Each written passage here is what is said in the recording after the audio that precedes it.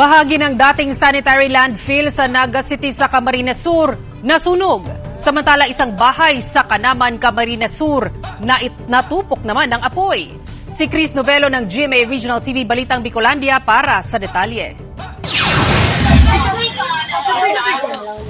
Mabilis na rumisponde ang mga kawani ng Bureau of Fire Protection matapos sumiklab ang sunog sa dating sanitary landfill sa Naga City, Camarines Sur Lunes ng gabi. Karani kasi sa sa gilid, tapos baka kung may nagdumata, may mga nagsakat man dyan na tao, baka may nagsisigarilyo na apunan. Kaya hindi naman maiwasan mga mga residente na nakatira malapit sa lugar, lalo na at may chemical gas sa ilalim ng sanitary landfill na pwedeng sumabog at magdala ng panganib. Yung po, grabe po ang kahaditan mi kayan. Taura po niyong masulo, apektado po gabo. Tiniyak naman ng Solid Waste Management Office ng lungsod ang mahigpit na pagbabantay sa lugar para maiwasan ang mas malalang insidente. Mabilis na tinupok ng apoy ang bahay na ito sa Barangay San Francisco, Kanaman, Camarines Sur.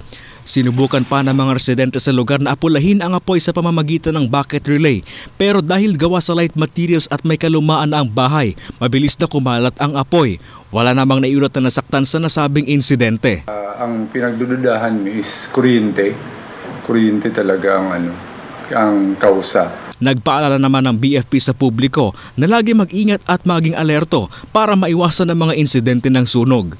Mula sa GMA Regional TV Balitang Bicolandia, Chris Novelo, nagbabalita para sa GMA Integrated News.